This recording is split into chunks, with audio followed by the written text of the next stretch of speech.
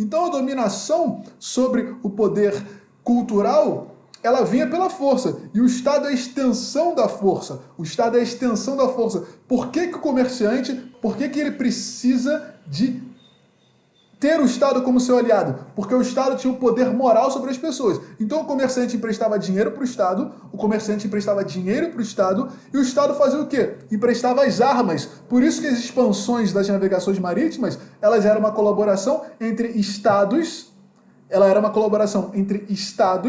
e comerciantes. O comerciante pagava a empreitada e o Estado falava o quê? O que o Estado falava? Quando você chegar nessa terra, você tem o direito de matar todas as pessoas e o território que você pegar é seu.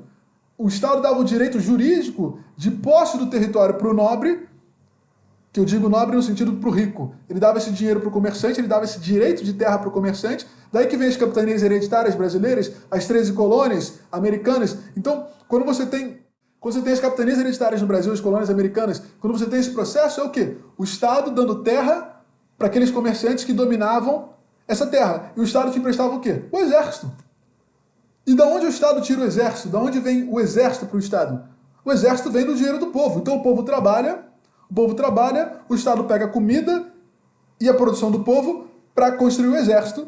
E o exército tem o luxo de não trabalhar, e o exército tem o luxo de, quando tem a fome, o exército é o último a morrer.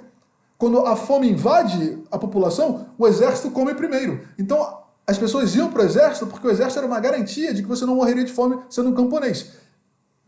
O Estado, qualquer Estado, desde os tempos antigos, de Suméria, Pérsia, Babilônia, o Estado é a junção de grupos armados que se unem para um objetivo comum. Sempre foi.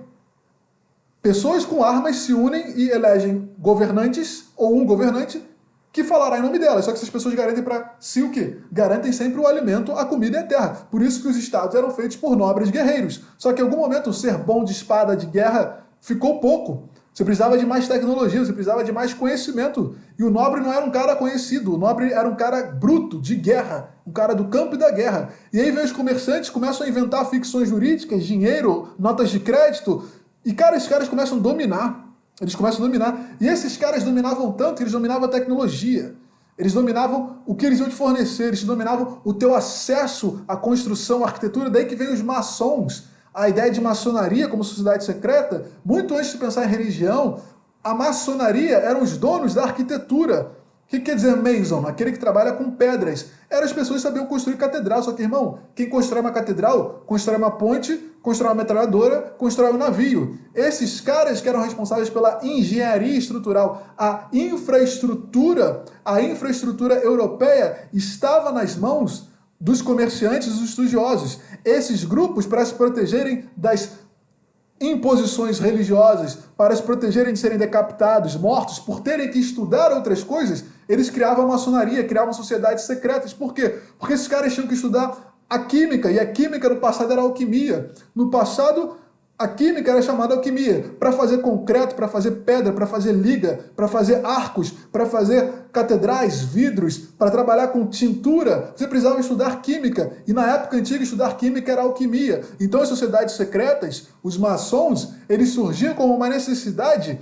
de você congregar o grupo de estudiosos e passar o conhecimento de estudo da ciência sem que um protestante ou sem que um católico te mandasse para a fogueira, cortando sua cabeça e matando toda a sua família. Essa era a necessidade. Se você estudasse ciência no passado, você era visto como bruxo. Newton era um alquimista. Newton era um alquimista que estudava religião e estudava as leis que regiam o universo. Então, esses caras tinham que achar muita proteção, eles tinham que achar muita secrecidade, ou seja, muito segredo, eles precisavam de muita cobertura para poderem atuar dentro da relação social. E nesse momento também, esses grupos começam a criar as relações monetárias, o dinheiro, as letras de crédito, de câmbio. Cara, isso começa a surgir. Em algum momento, os estados começam a ser muito dependentes desses grupos, não só dependentes no estilo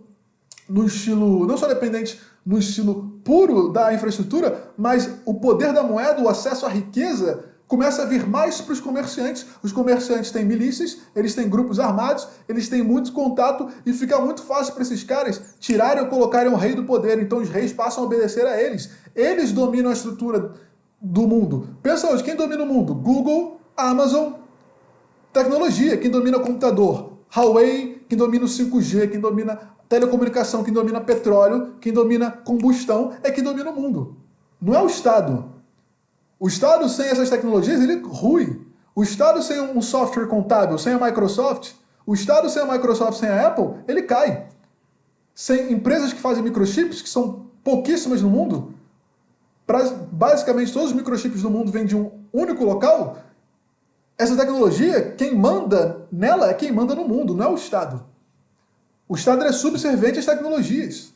O Estado é subserviente às tecnologias. Quem manda no mundo não é o Estado. Quem manda no mundo é a tecnologia. E no passado, quem tinha tecnologia eram os cientistas. Os cientistas que dominavam a infraestrutura eram muito mais associados aos comerciantes ou patrocinados pelos comerciantes que adquiriam muita riqueza. Esses caras, e também os nobres que tinham o imposto do povo para financiar estudo, esses nobres e esses estudiosos formavam as maçonarias, que eram o quê? Grupos de estudos sobre as ciências humanas que permitiam você evoluir a tecnologia. E esses grupos eram tidos pelos olhos externos como alquimistas, como bruxos, porque os caras estavam desenhando equações trigonométricas que ninguém entendia, os caras estavam fazendo experimentos químicos que explodiam, que saíam cores, que saíam faíscas, então os nobres olhavam para eles e falavam: vocês são bruxos, vocês são loucos, vocês têm que ser perseguidos, vocês são contra Deus.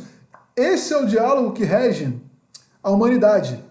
Esse é o diálogo que rege a humanidade. E quando você entender que esses grupos de comerciantes, as chamadas maçonarias, as chamadas lojas dos artesãos, que eram, na verdade, engenheiros de construção, de gestão hídrica, de gestão de agricultura, de gestão técnica, de mecanismo de guerra, de maquinário, esses caras